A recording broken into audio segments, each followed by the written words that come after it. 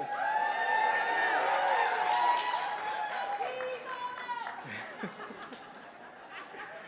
How's everybody doing? It's great to see all these people all these people who are here to hear me talk. So I appreciate that. That's all right. So my name is Mike De Los Santos, the owner of Mike D's Barbecue, a small community restaurant and barbecue shop in East Durham.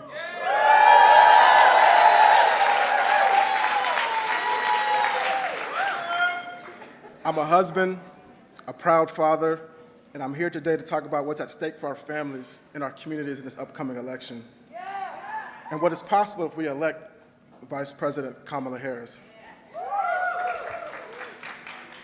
As parents, we're always thinking about the future, and we want a world where our children can thrive. Raising a family is hard work, and working hard is hard work. Doing both can feel impossible, and we need leaders that understand that, and that's why electing Kamala Harris is so important.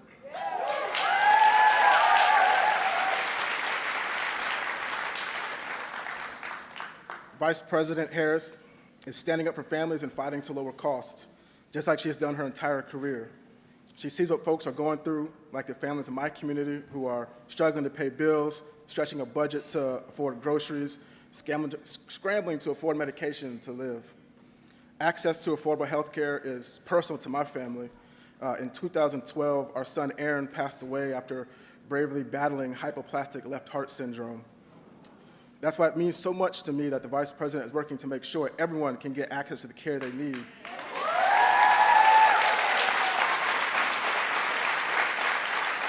No matter what their income is. She's working to lower prescription drug costs, which make a huge difference for people across this country and North Carolina. At Mike D's, we're all about community, from our customers to the folks on staff who came in early today so I could be here. Come by at 4 o'clock for dinner. But as housing costs rise, it's getting harder and harder for our community to thrive. And though I love what I do, it's hard to build a business and work hard in a city that sometimes you can't even afford to live in yourself, especially when you're working hard to make sure that your employees make a living wage. I've seen how important it is to have leaders who are fighting for people like us, and I've seen the damage that occurs when leaders put their own interests ahead of our families. Amid the grief of losing our child, we opened Mike D's in 2013 as a barbecue sauce company. During the pandemic, we had to pivot as things shut down, and we've expanded to the restaurant that we are in now. We saw the way that Trump left small business owners behind. We know that he'll only work to make the rich richer, even at our expense, if given another chance. On the other hand, Vice President Harris has made it a priority to help small business access the capital they need to get started and to grow. It's very important. I'm here today because we have a choice for ourselves and our children, for businesses and the communities we invest in. Vice President Harris will always fight for working families like mine. We can and will elect Vice President Harris and Governor Tim Walz.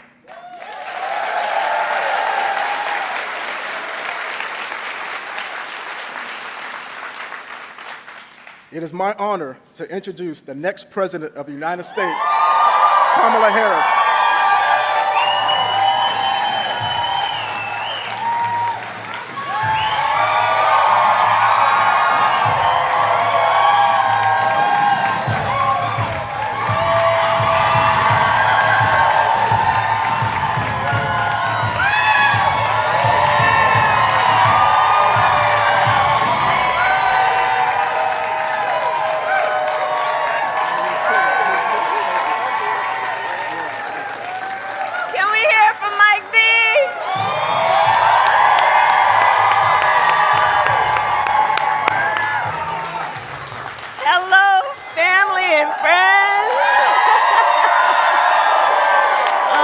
Good to be back in North Carolina. Oh, it's good to see everyone.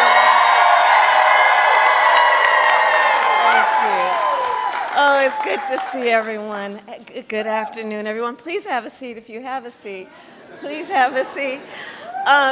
Mike D, so Mike D's Barbecue, let me tell you one of the biggest fans of Mike D's Barbecue. My husband dug him off.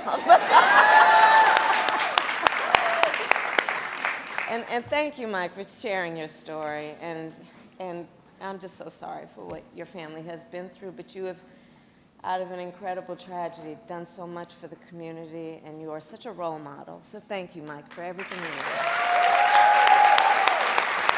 Thank you. Thank you. And good afternoon to everyone here. Thank you to all of the incredible leaders with us today, including my friend, the Governor, Roy Cooper. Where is he? Here with his daughter.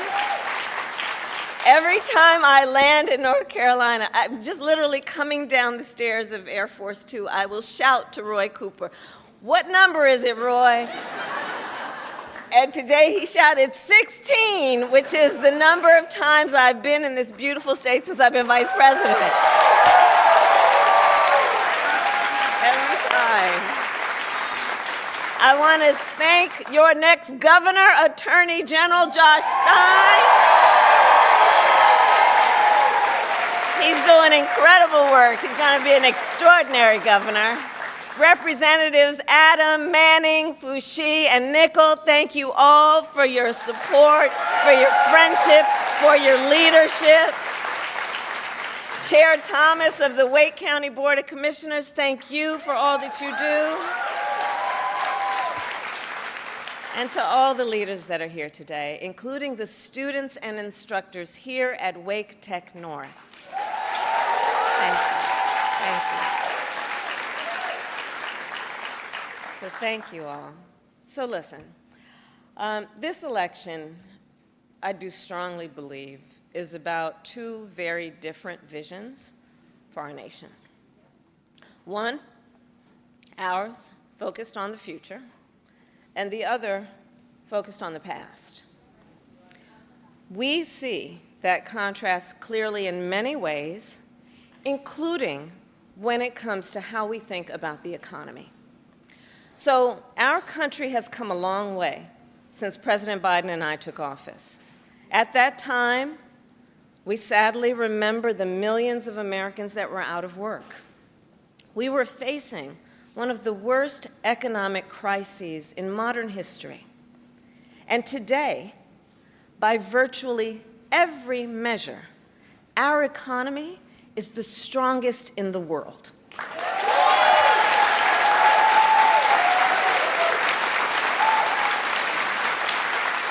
We have created 16 million new jobs. We've made historic investments in infrastructure, in chips manufacturing, in clean energy. And new numbers this week alone show that inflation is down under 3%.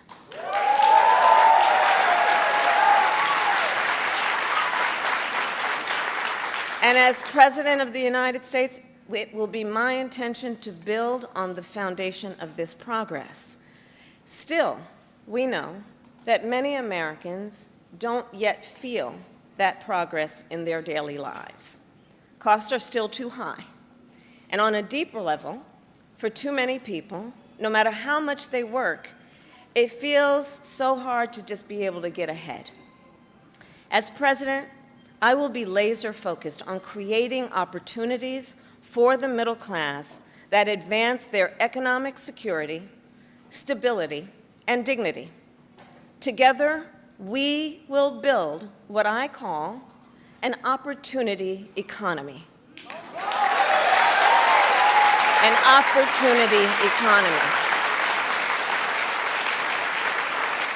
An economy where everyone can compete and have a real chance to succeed.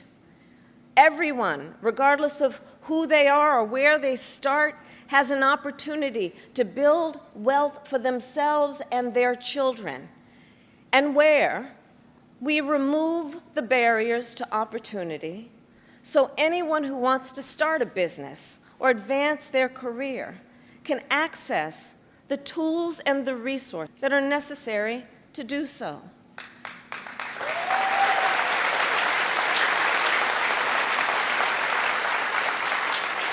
I will focus on cutting needless bureaucracy and unnecessary regulatory red tape, and encouraging innovative technologies while protecting consumers, and creating a stable business environment with consistent and transparent rules of the road. As president, I will bring together labor with small businesses and major companies to invest in America, to create good jobs, achieve broad-based growth, and ensure that America continues to define the future and lead the world.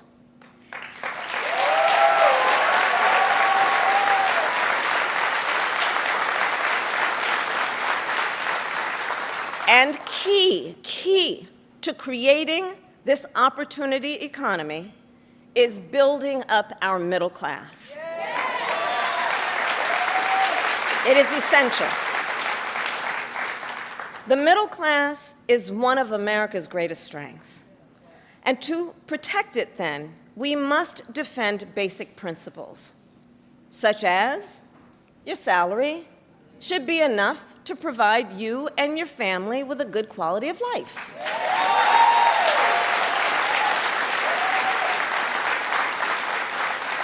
Such as no child should have to grow.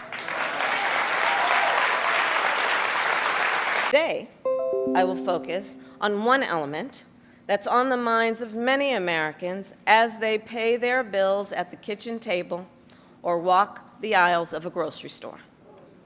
And that is lowering the cost of living.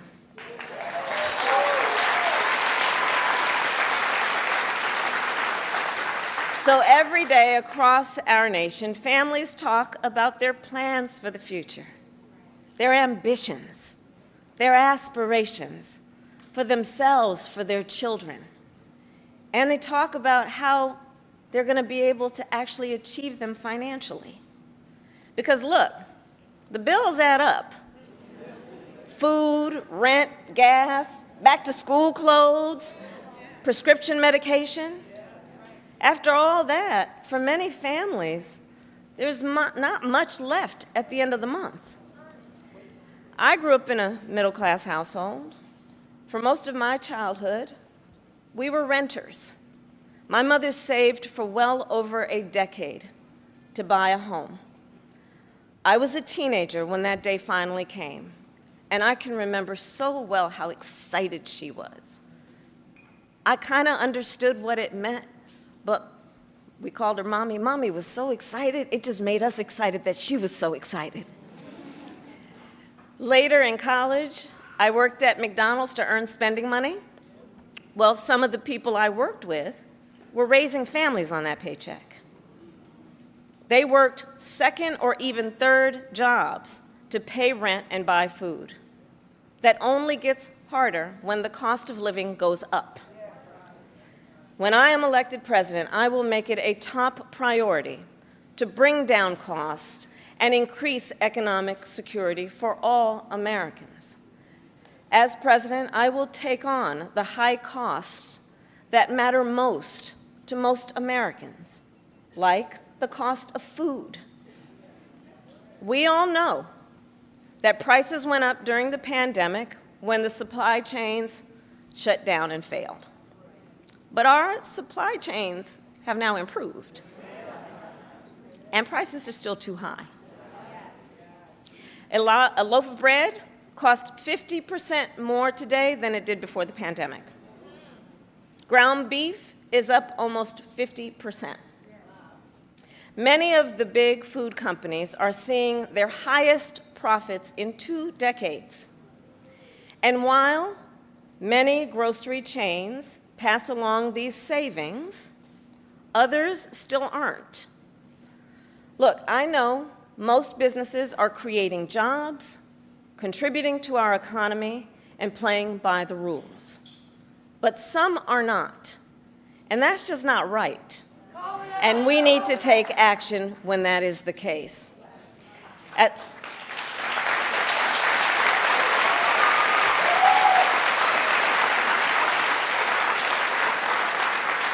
As Attorney General in California, I went after companies that illegally increased prices, including wholesalers that inflated the price of prescription medication, and companies that conspired with competitors to keep prices of electronics high. I won more than $1 billion for consumers.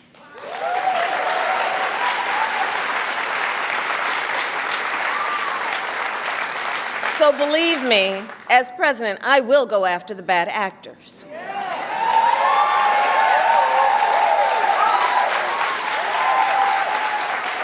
And I will work to pass the first ever federal ban on price gauging on food.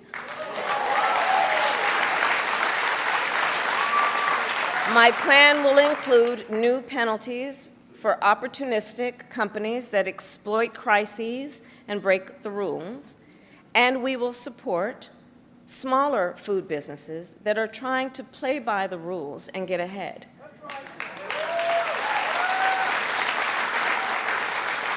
We will help the food industry become more competitive because I believe competition is the lifeblood of our economy. More competition means lower prices for you and your families.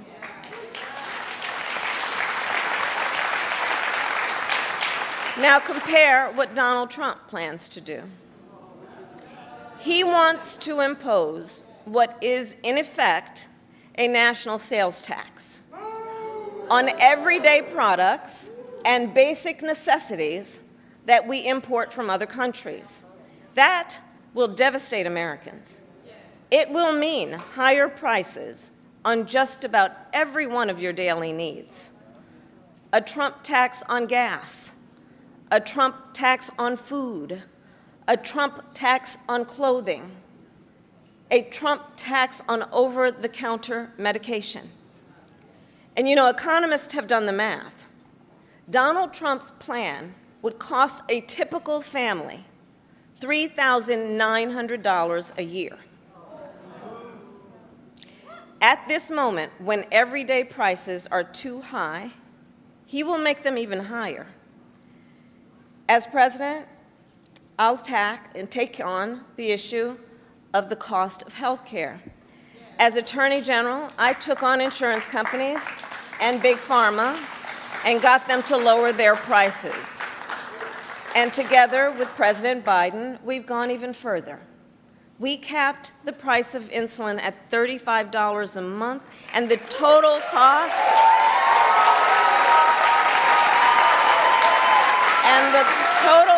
of prescription drugs at $2,000 a year for seniors. We let Medicare negotiate lower drug prices for seniors. And just yesterday, we announced that we are lowering the price by up to 80% for 10 more life-saving drugs.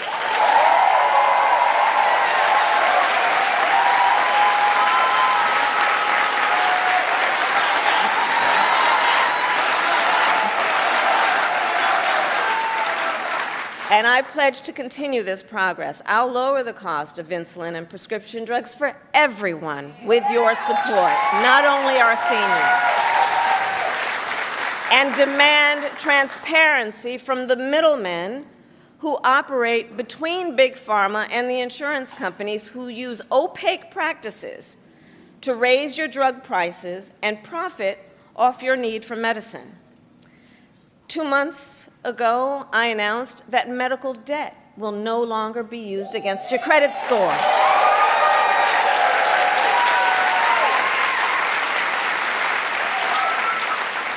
And I will work as president with states like here in North Carolina, Roy Cooper, thank you again, to cancel medical debt for more and more, millions more Americans.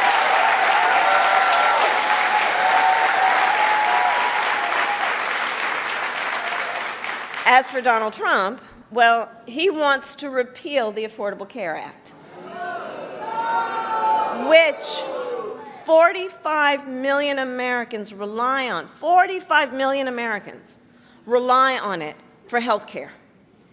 That would take us back to a time when insurance companies could deny people with pre-existing conditions. We all remember what that was. And we're not going back.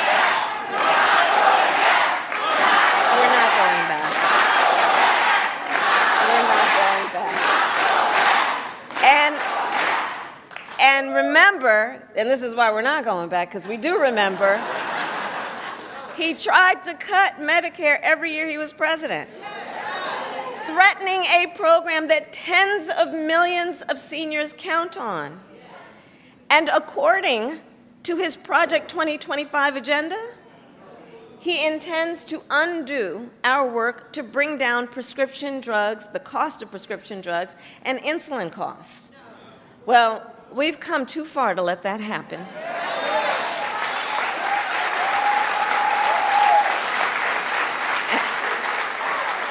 So we're not going back on that, and let's talk about the cost of housing. So now, the housing market can be complicated, but look, I'm not new to this issue. As State Attorney General, I drafted and helped pass a homeowner Bill of Rights, one of the first in America. And during the foreclosure crisis, I took on the big banks for predatory lending with many of my colleagues, including Roy Cooper, and won $20 billion for California families when I was Attorney General.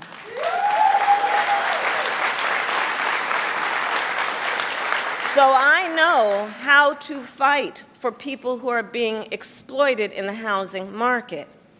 And I know what home ownership means. It's more than a financial transaction. It's so much more than that. It's more than a house. Home ownership and what that means, it's a symbol of the pride that comes with hard work. It's financial security. It represents what you will be able to do for your children.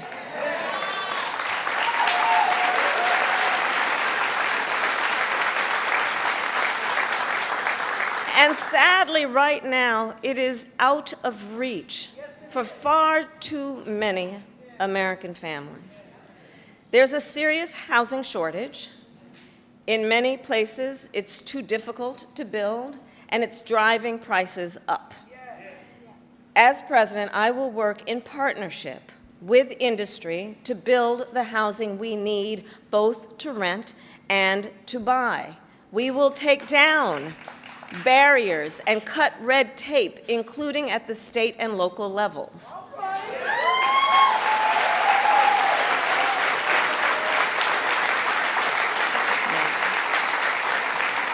And by the end of my first term, we will end America's housing shortage by building 3 million new homes and rentals that are affordable for the middle class. And we will do that together. We will do that together. And we will make sure those homes actually go to working and middle class Americans, not just investors. Because, you know, some corporate landlords, some of them buy dozens, if not hundreds of houses and apartments. Then they turn them around and rent them out at extremely high prices. And it can make it impossible then for regular people to be able to buy or even rent a home. Some corporate landlords collude with each other to set artificially high rental prices, often using algorithms in price-fixing software to do it. It's anti-competitive, and it drives up costs. I will fight for a law that cracks down on these practices.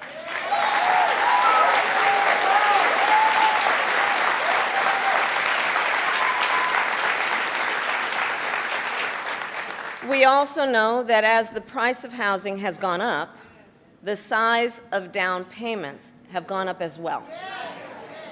Even if aspiring homeowners save for years, it often still is not enough. So in addition, while we work on the housing shortage, my administration will provide first-time home buyers with $25,000 to help with the down payment on a new home.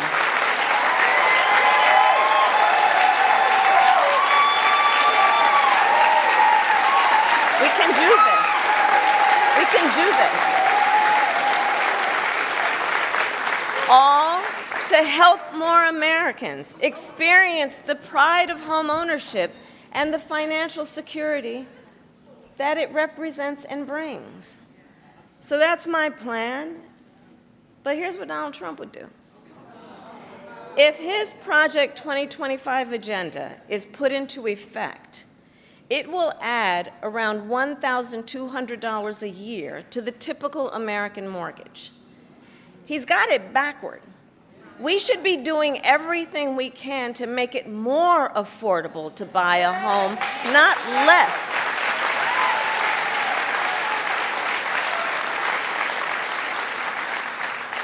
Finally, there's one more way I will help families deal with rising costs, and that's by letting you keep more of your hard-earned money.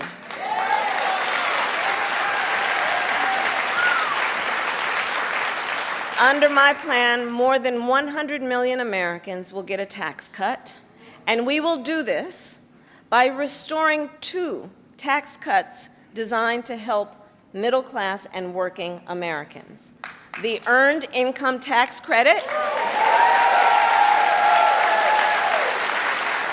and the Child Tax Credit.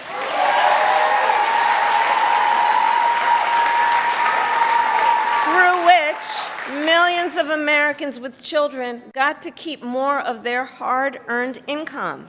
We know this works and has a direct impact on so many issues, including child poverty.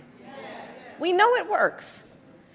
So as president, I'll not only restore that tax cut, but expand it. We will provide $6,000 in tax relief to families during the first year of a child's life. Now think what that means. Think what that means. That is a vital, vital year of critical development of a child. And the cost can really add up, especially for young parents who need to buy diapers and clothes and a car seat and so much else. And we will do this while reducing the deficit. Compare my plan with what Donald Trump intends to do. He plans to give billionaires massive tax cuts year after year. And he plans to cut corporate taxes by over $1 trillion, even as they pull in record profits. And that's on top of the $2 trillion tax cut he already signed into law when he was president, which, by the way, overwhelmingly went to the wealthiest Americans and corporations and exploded the national deficit.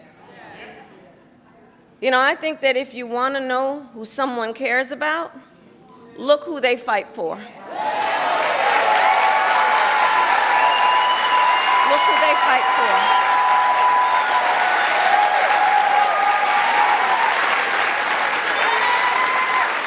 Donald Trump fights for billionaires and large corporations. I will fight to give money back to working and middle-class Americans.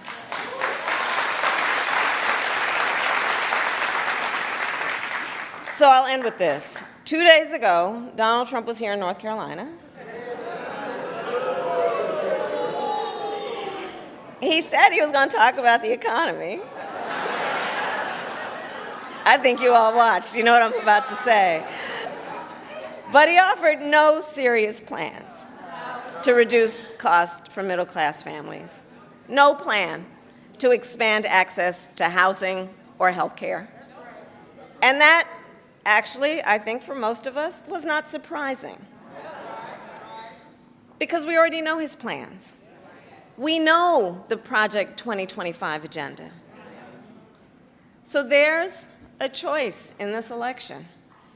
Donald Trump's plans to devastate the middle class, punish working people, and make the cost of living go up for millions of Americans. And on the other hand, when I'm elected president, what we will do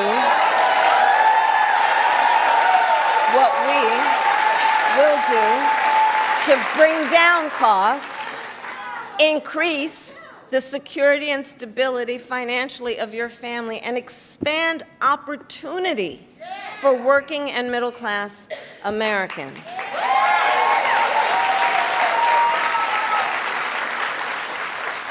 So now is the time to chart a new way forward.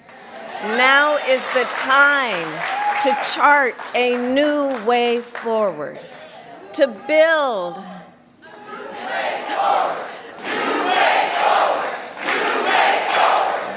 way forward. Yes, a new way forward. To build an America where everyone's work is rewarded and talents are valued, where we work with labor and business to strengthen the American economy, and where everyone has the opportunity not just to get by, but to get ahead. So I thank you, North Carolina. We're going to get this done. And with your help, God bless you, and God bless the United States of America. God bless you.